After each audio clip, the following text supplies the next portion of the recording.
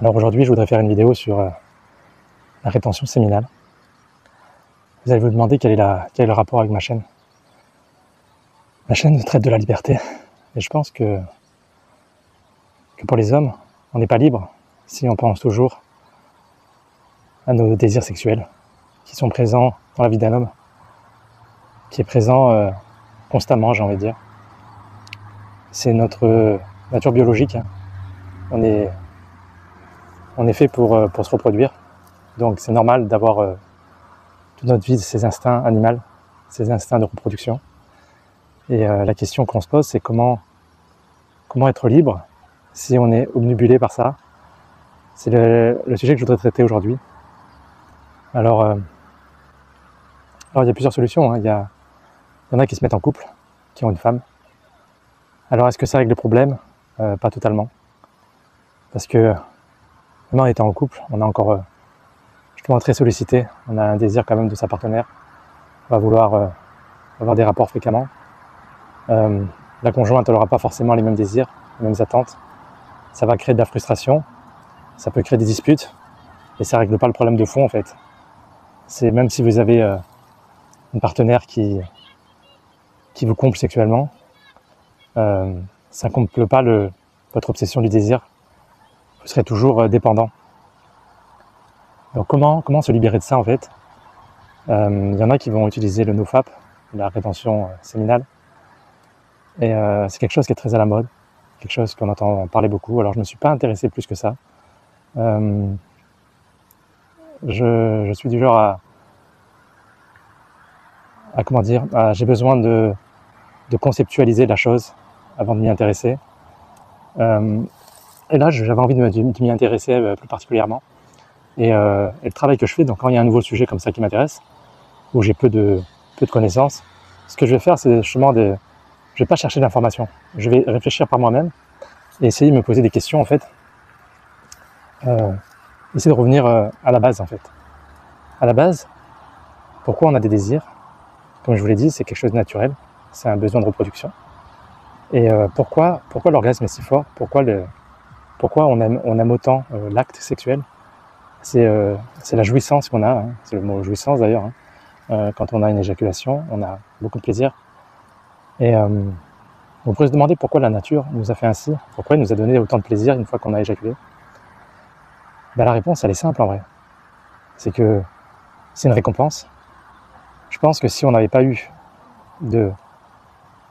cette récompense, ce plaisir intense pendant l'acte et à la fin, on n'essaierait pas de reproduire ce schéma.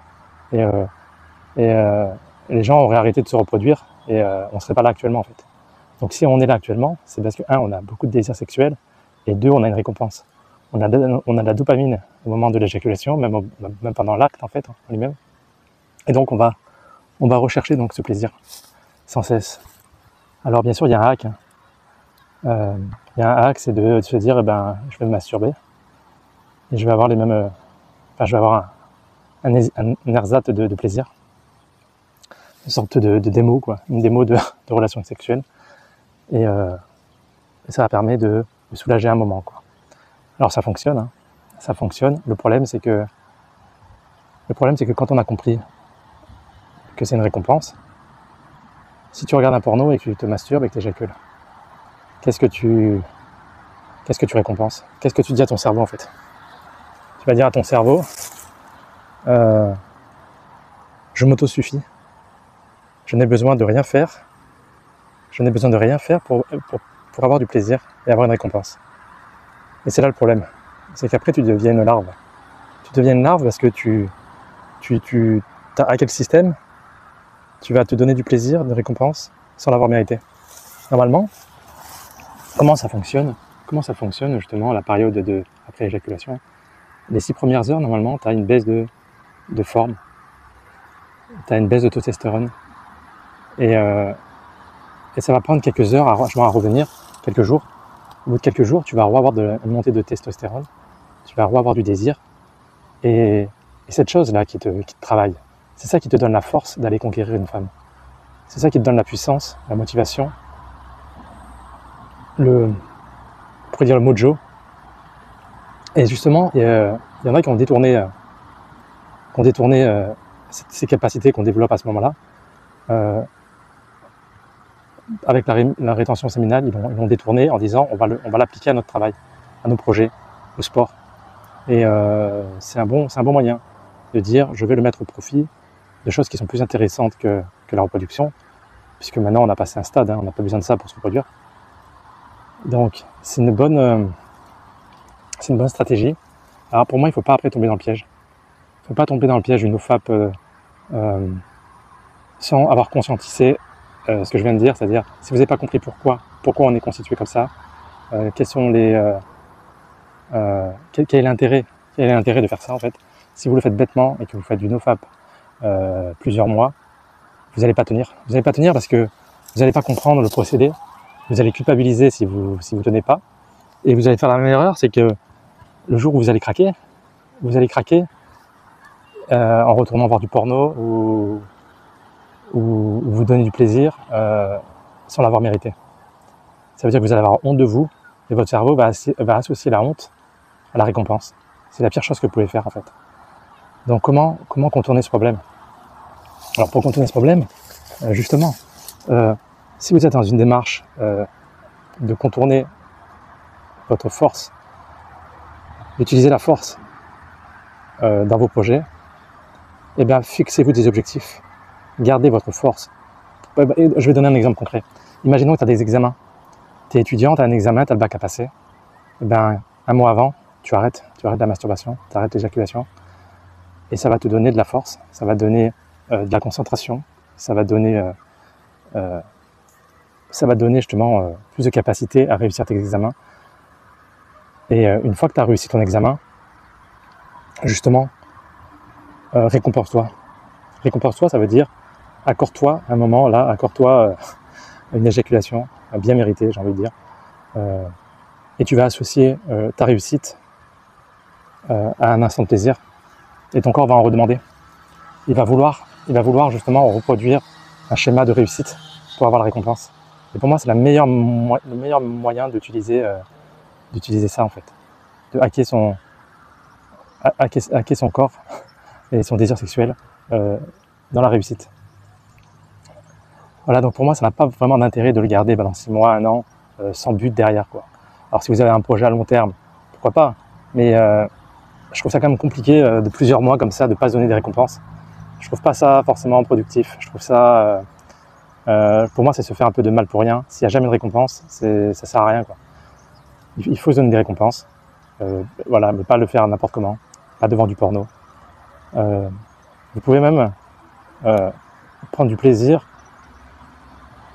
Je pense qu'au bout d'un mois ou deux d'abstinence, vous pouvez prendre du plaisir en pensant à la réussite que vous avez eue. Vous n'avez même pas besoin de penser à des femmes à ce moment-là. Il y a une sorte de jouissance, je pense c'est le bon mot, de jouissance à dire « Ah, j'ai réussi mon objectif ». C'est comme un peu de la masturbation intellectuelle, quoi. C'est « Ah, je suis trop fort ». Et vous vous laissez aller là-dessus. Et je pense que c'est en vrai, c'est quelque chose qui peut se faire. Voilà, pour détourner le problème. Alors, je ne sais pas ce que vous en pensez. Alors, moi, je ne connais pas trop ce milieu-là. Je ne connais pas du tout. Alors, peut-être que s'il faut, ce que je dis, ça a déjà été dit et redit. Alors, j'en doute, je pense que ça n'a jamais été dit, ce que j'ai dit. Je sais qu'il y a des experts dans ce domaine. Je pense à François Rétention. Je sais qu'il est abonné à ma chaîne. Je te passe le bonjour. Et j'invite d'ailleurs tout le monde à aller voir sa chaîne. Je mettrai d'ailleurs ta chaîne YouTube en description. Parce que, bon, tu es spécialisé dans ce domaine. Je ne vais pas te voler la vedette. Mais voilà, donc ça c'était ma vision à moi, elle est très personnelle. Dites-moi ce que vous en pensez. Est-ce que ça vous paraît pertinent? Est-ce que vous voyez d'autres moyens de canaliser ce désir? Et d'ailleurs, je suis en train de penser à un truc. Là, je crois que je viens d'avoir 700 abonnés aujourd'hui. Et j'avais un objectif, enfin un premier objectif, c'était d'arriver aux 1000 abonnés. Et là, je suis en train de me dire, pourquoi ne pas me donner cet objectif de me dire je me donnerai du plaisir quand si j'atteins les 1000 abonnés, je m'octroie l'autorisation de me donner du plaisir. Donc si vous voulez me récompenser, si vous voulez vraiment me faire du bien, ne me donnez pas d'argent, ne m'envoyez pas des chèques, juste abonnez-vous, ça sera la meilleure récompense que vous pouvez me donner. soulagez-moi. Je veux pas rester des mois comme ça. Je pense que 1000 abonnés, c'est atteignable. Je pense que je devrais pas souffrir trop longtemps, j'espère. Je compte sur vous. Je compte sur vous. Et voilà, donc faites-moi vos retours. Et abonnez-vous surtout, c'est important. C'est important pour moi. Allez, ciao, à bientôt.